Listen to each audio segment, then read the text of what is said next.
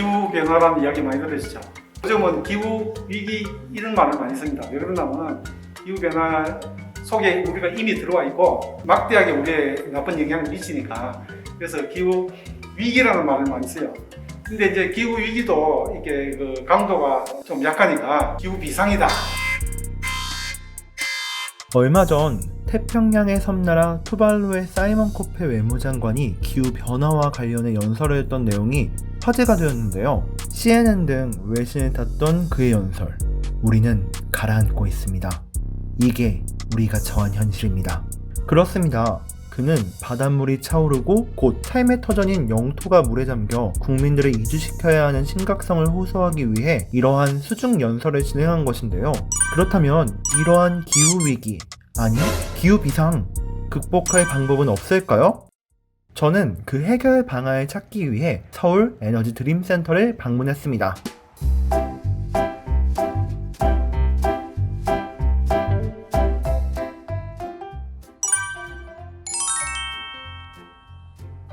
서울 에너지 드림센터에서는 다양한 전시 해설이 진행 중이었는데요. 저는 기후변화의 현주소와 대응 방안에 대해서 여쭙고자 해설사님께 설명을 들으며 센터를 관람했습니다. 저는 우선 2층에 위치한 서울 기후변화 배움터를 찾았는데요. 이곳에서는 현재 지구에서 벌어지고 있는 기후변화 현상에 대해 배울 수 있었습니다. 특히 기후변화의 원인과 변화하는 환경, 세계 곳곳의 피해 상황에 대해 알아볼 수 있었어요. 인상 깊었던 점은 단순히 텍스트로 나열되거나 그렇게 하는 것이 아니라 시각적으로 이해를 돕는 다양한 지도와 구조물들이 있어 아이들이 공부하기에도 좋을 것 같다는 생각이 들었던 것이에요.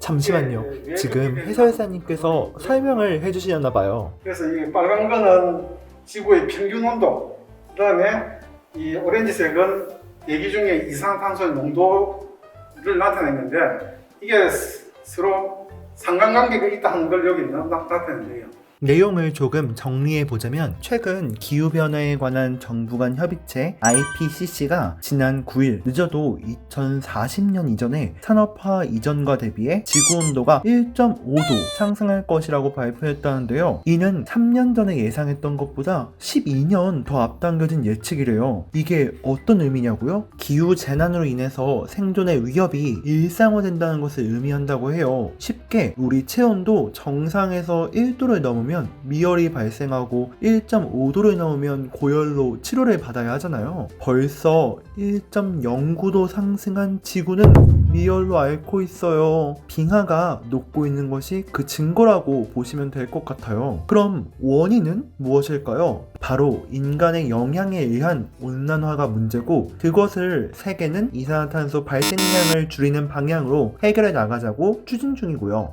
요즘 탄소 중립 많이들 들어보셨죠? 근데 그렇게 화석 연료를 사용하지 않으면 우리 에너지는 어디에서 얻을 수 있는 거죠? 이제 전기 못 쓰는 거 아니냐고요? 바로 그래서 제가 오늘 이곳에 찾아온 것이에요. 신에너지와 재생에너지, 흔히 합쳐서 신재생에너지라고 부르는 그것들이 중요성과 비중이 증가하는 요즘인데요. 그럼 어떤 것들이 있는지 얼른 저희 1층으로 내려가서 확인해봐요.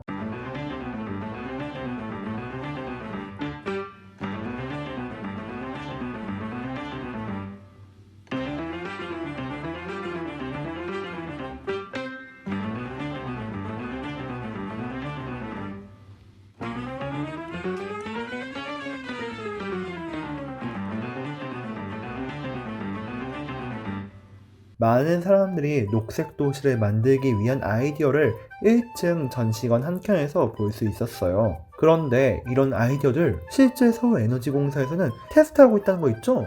그래서 선생님, 이곳은 어떤 곳인가요?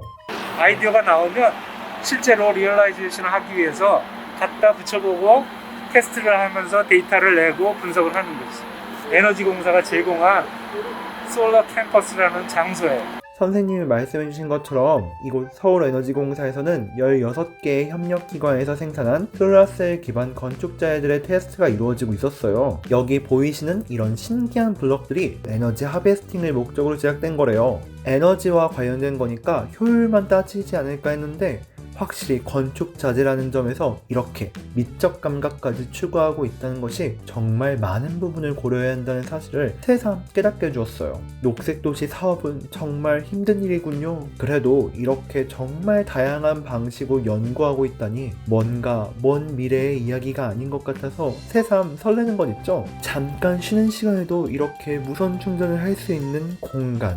가까운 미래의 대한민국은 정말 살기 좋은 곳이 될 것 같아요. 네, 저는 지금까지 에너지 드림센터와 에너지 공사를 함께 여러분들과 투어했었던 툴이었고요. 이렇게 함께 투어를 해보니까 이 에너지 고수분들과 여행하듯이 배우는 것 속에서 유익함을 얻을 수 있었다라는 것을 오늘의 교훈으로 뭔가 삼고 싶은데, 사실 이 에너지 드림센터 같은 경우에는 나들이를 하면서 가족들과 어린 자녀에게 에너지를 가르쳐주면서 또 에너지를 친근하게 접하면서 그렇게 배울 수 있었던 공간이라면, 이 에너지 공사 같은 경우에는 가까운 미래에 우리 집에도 저렇게 태양광 발전 기계를 하나쯤 설치할 수 있지 않을까라는 기대를 가질 수 있게 만드는 그런 실험적인 공간이었던 것 같아요. 뭔가 제가 대신 막 설레고 그러더라고요. 여러분들 혹시 이렇게 저와 함께 투어하시면서 에너지에 대해서 조금 더 관심이 생기셨다면, 저희 이 서울 에너지 드림센터와 서울 에너지 공사에서 찾아가는 신재생 에너지 투어를 아직도 진행하고 있거든요. 계속해서 진행하니까 여러분들 관심 있으신 분들은 투어에 참여하시면 좋을 것 같고요. 저는 오늘 이 기후위기 속에서 어떻게 우리가 극복해 나가야 될까라는 질문을 던졌는데, 여기 와보니까 신재생 에너지가 정답이다 라는 해답을 조금은 얻은 것 같습니다. 여러분 어떠셨나요? 저는 지금까지 여러분들과 투어를 함께 했었던 여행 가이드 톨이었습니다. 그럼 모두 안녕.